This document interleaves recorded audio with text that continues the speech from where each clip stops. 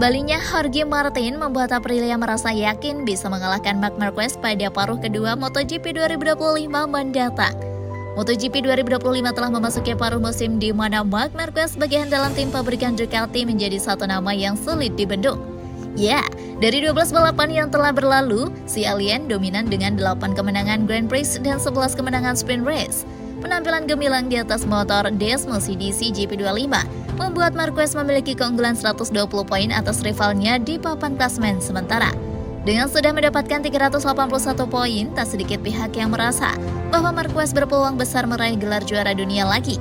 Meski demikian, Aprilia Racing sebagai salah satu rival Ducati pada MotoGP 2025 tentu tak ingin memuluskan langkah rider 32 tahun itu begitu saja. Hal tersebut diungkapkan oleh Massimo Rivola selaku CEO Aprilia, di mana dia yakin bisa menyulitkan dominasi Ducati di paruh kedua. Sepanjang putaran pertama, pabrikan Wale Italia itu memang tampil tidak dengan kekuatan penuh lantaran juara bertahan Jorge Martin cedera. Pasokan poin mereka datang dari seorang Marco Bezzecchi yang mengemas 3 podium dengan 1 kemenangan Grand Prix. Di tangan Bezzecchi, RSGP beberapa kali mampu menyulitkan Marquez di lintasan di beberapa trek tertentu. Rivola sendiri sepenuhnya menyadari bahwa apa yang ditunjukkan oleh Bezzecchi belum cukup membuat timnya berada di posisi yang diinginkan. Bagi Rivola, secercah cahaya Aprilia hadir setelah Martin mulai tampil lagi pada GP Ceko, seri terakhir di paruh pertama. Martin dinilai akan cepat beradaptasi dan bersaing di posisi-posisi podium di sisa balapan yang ada. Ditambah dengan adanya Bezzecchi, Rivola optimis bisa menandingi kecepatan Marquez yang seolah belum bisa terbendung. Perubahan dalam tim dilakukan untuk memperebutkan gelar juara, jadi kami jelas belum berada di posisi yang kami inginkan.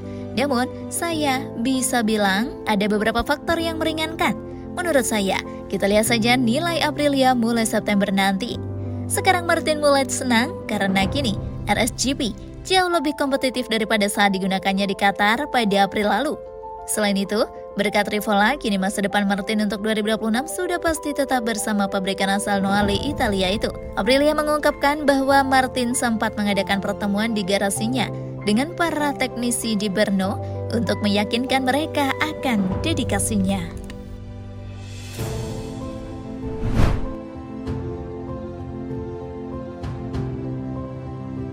VR46 mengakui adanya kontrak dengan Pedro Acosta dengan visi MotoGP 2026. Namun menurut perkembangan terakhir, tim yang disponsori Pertamina itu menuju perpanjangan kontrak untuk Franco Morbidelli.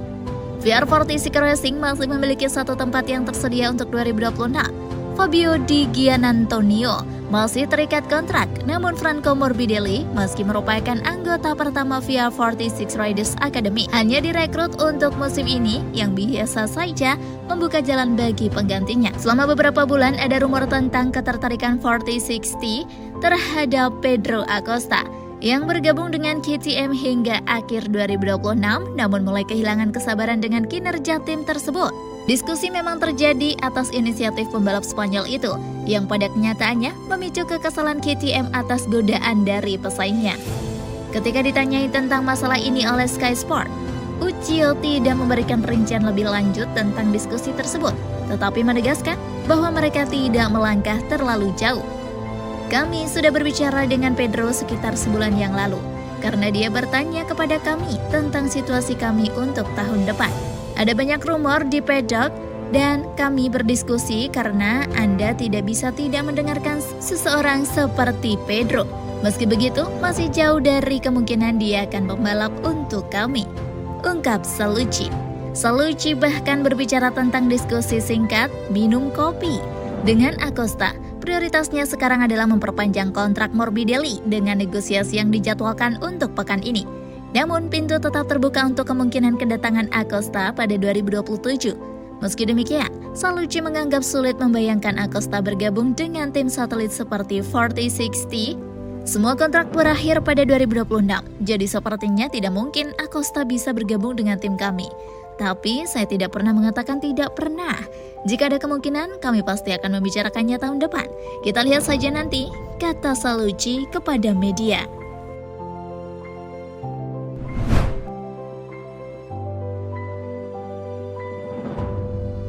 Paruh pertama MotoGP 2025 dituntaskan oleh Quartararo dengan pasang surut performa melalui kinerja motor Yamaha YZR M1 di atas lintasan pembalap. Rider berjuluk El Diablo tersebut mulai menunjukkan prospek positif bersama tim pabrikan asal Iwata, Jepang itu dengan merebut 4 pole position. Akan tetapi, 4 kesempatan start dari posisi terdepan itu belum bisa dikonversi dengan sempurna oleh Quartararo untuk meraih kemenangan. Hingga 12 balapan yang sudah dijalani, Quartararo sejauh ini hanya mampu mengemas 1 podium Grand Prix saja saat finish di urutan kedua di jalan Spanyol. Rasa kecewa masih menghinggapi pembalap berusia 26 tahun itu dalam seri terakhir yang dia jalani, yaitu GP Ceko 2025 di sirkuit Brno pekan lalu. Kesempatan emas didapatkan Quartararo setelah dia cukup menjanjikan pada babak kualifikasi dengan merebut urutan ketiga. Akan tetapi, pembalap berkebangsaan Prancis itu harus menyudahi aksinya dengan finish di tempat kelima saat sprint race dan keenam pada balapan utama. Di mata Quartararo, GP Ceko menghadirkan momen buruk sekaligus baik untuknya terlepas dari hasil yang kurang memuaskan. Fabio Quartararo harus puas dengan posisi keenamnya di balapan panjang MotoGP Republik Ceko di sirkuit Brno saat ia berjuang dengan masalah cengkeraman dan kecepatan Yamaha. Fabio Quartararo sekali lagi mampu memaksimalkan Yamaha jauh di depan rekan-rekan setimnya dalam satu lap. Namun, ketika balapan, kekurangan M1, terutama dalam hal cengkeraman dan kecepatan, terlalu berat untuk diatasinya. Pembalap Prancis itu harus membatasi diri agar tidak kehilangan posisi dan mencoba mendapatkan hasil terbaik di atas aspal. Dengan cengkeraman ekstra setelah pelapisan ulang, situasi yang menguntungkan Yamaha. El Diablo mampu menempati posisi ketiga di grid. Namun pada sprint race ia hanya bisa turun ke posisi kelima. Sementara pada minggu ia berada di urutan ke-6 dalam balapan panjang, di belakang Raul Fernandez dan jauh di belakang Francesco Bagnaia dan Pedro Acosta yang bertarung untuk memperebutkan podium. Setelah turun dari M1 pada minggu, Quartararo harus puas dengan balapan yang lumayan, mengetahui bahwa untuk saat ini tidak ada lagi yang bisa diharapkan dari motor Jepang. Dalam pertemuannya dengan media, pembalap bernomor 20 ini terlihat santai namun pasrah karena tidak mampu meraih hasil yang lebih baik. Saya tidak tahu suasana hati saya seperti apa, tapi saya senang bisa berlibur karena sejujurnya ini adalah paruh pertama musim yang panjang dengan pengujian, jadi ini sangat panjang. Namun sekarang saatnya untuk menikmatinya dan bertemu dengan teman-teman, ungkap Quartararo.